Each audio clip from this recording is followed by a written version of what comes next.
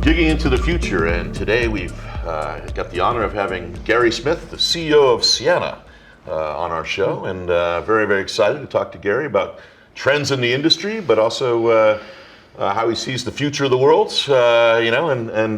Gary's been at the helm of Ciena for, I guess, 25 years. It's one of the few guys to turn, what were you, CEO when you're 21 or something like that? I think it was 18. Yeah, I think it was 18. That's my story and I'm sticking to it. Yeah. Yeah.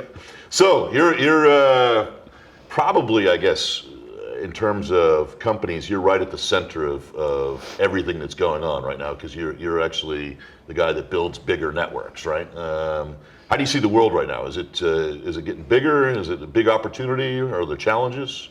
Well, we certainly, like to think we are. That's for sure. But we've driven a lot of the technology that's really enabled, the expansion that's gone on, in 100 gig, 400 gig, 800 gig, and we're just about to get to 1.6 terabits down a single piece of fiber.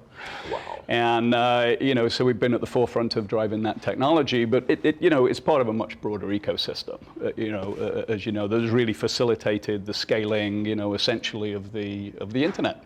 And this sort of confluence of all the various technologies, the fiber cables, submarine cables, satellite, all coming together with mobile to kind of deliver this wonderful thing that that we all enjoy today. And, that's been a massive expansion over the last 20 years, really. It really has taken 20 years. I remember the first sort of coming of the internet in 2001, where we built all this capacity, and there was no business models to come on top of it. So remember, we had all that capacity we thought would, never be sold in the next 30 years. Well, look what's happened.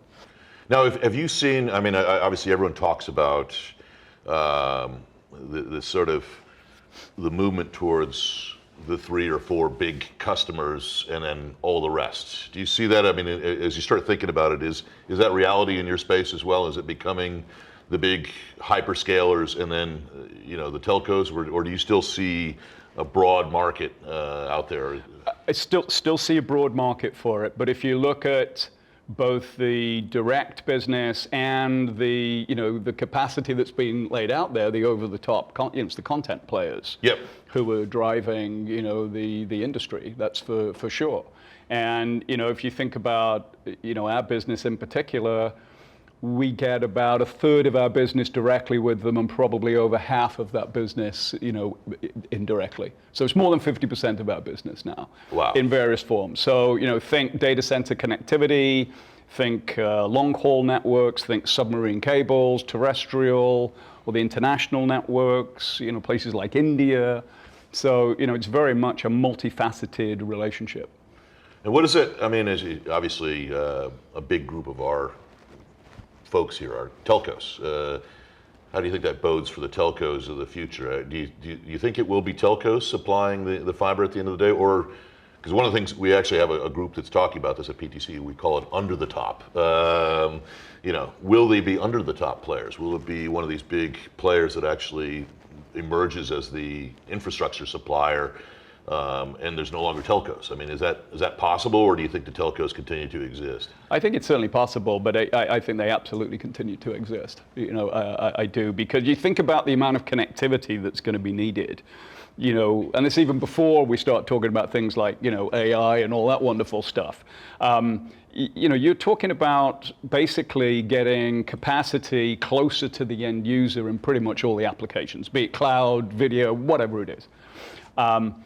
And even the content players, as omnipotent and massively resourced as they are, can't get to 8 billion people around the world in the way that is going to be required. Yeah. So it's going to have to be an ecosystem to it. And you think about, many countries in the world, because of regulatory issues, they can't, compete with the carriers. So I think you're going to continue to see a sort of a hybrid type model. Now the issue is, what's the monetization, and where's the value, to all of this, which is obviously the great debate and tension that's going on in our industry. Let's switch gears a little bit. So you mentioned AI, right? Everyone's and that's the big, 200-pound elephant in the room, right? It'll never catch on, right? You know, essentially cloud growth is slowing down a bit, but AI is just it's picking up the slack in a big way. But the difference is AI right now really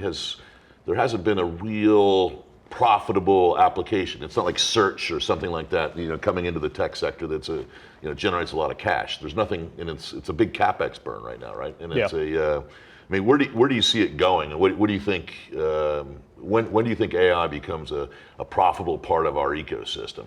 Well, I think, you know, in talking with the sort of, you know, the content players who are really the epicenter of all of this, you know, the sense that I get to it is that, you know, ChatGPT is really sort of, you know, as you and I were talking, the sort of appetizer to all of this, and something, listen, AI's been around for a long time. Yeah.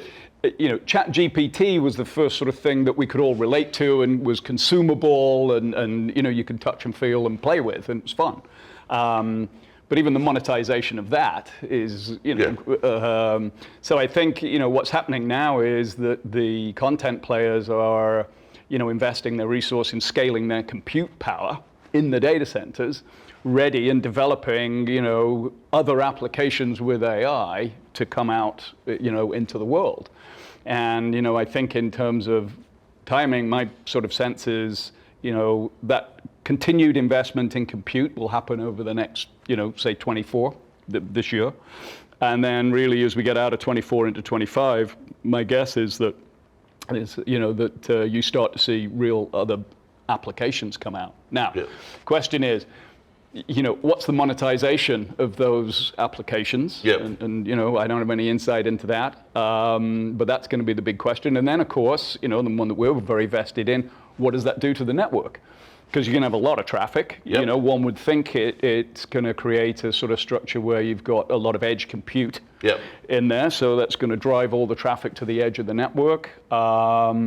And that's going to create an awful lot of traffic. The sort of killer app, if you like, for the internet is how some people have expressed it. But that's all in front of us. But I think we're a little ways off. I mean, we are seeing, you know, an engagement with various content players, them start to think about, you know, how will this impact the network? And I think the honest answer right now is, collectively, I don't think we know.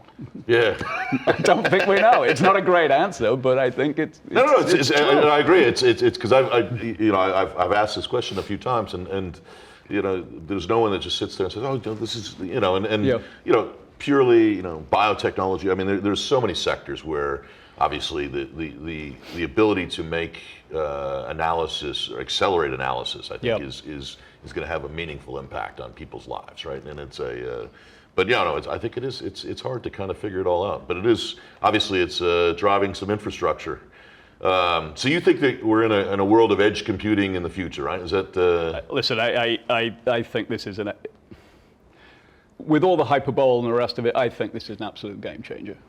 I do, and I think how I think about it is we've spent the last 20 years getting this infrastructure of the internet with mobility and submarine cables and the rates up, and so we can now do video to our phones and all the rest of it. I think about it, that's just the platform that we've created. Now, you know, with AI in its various forms, I think we'll look back in 10 years from now and say that was really when it all took off. Which is, I think, for those of us who've been in the industry for a while, you know, an interesting point. We think we've come a long way, and we have. I don't think we've really seen anything yet. We have probably 70 emerging markets, people, you know, telcos here. You know, to think about it, it's for some of these markets. How do they get there? I mean, it's sort of an interesting, you know, because the infrastructure isn't free. It's actually at today's prices. It's not at you know, and will there be haves and have-nots just because of the way they developed? And you know, it's a little bit scary when you start thinking about it, because even when it comes to AI, will the platforms be the same and at the same cost structure for these various players, right? Well, I mean, I think, you know, from what I understand, they're working on a lot of stuff that, you know, where the mobile stuff could be, you know, enhanced so they can get the experience to it. But at the end of the day, it's got to be over fiber. You know, and yes, it's got to be augmented with satellite and mobile and all these other things. But really, the essence of it, in terms of high-speed, reliable capacity to it's got to be fiber. And that takes a lot of infrastructure build and expense. Thank you, Gary, for spending the time with us at PTC, and have a great show. Thank you. Appreciate the time.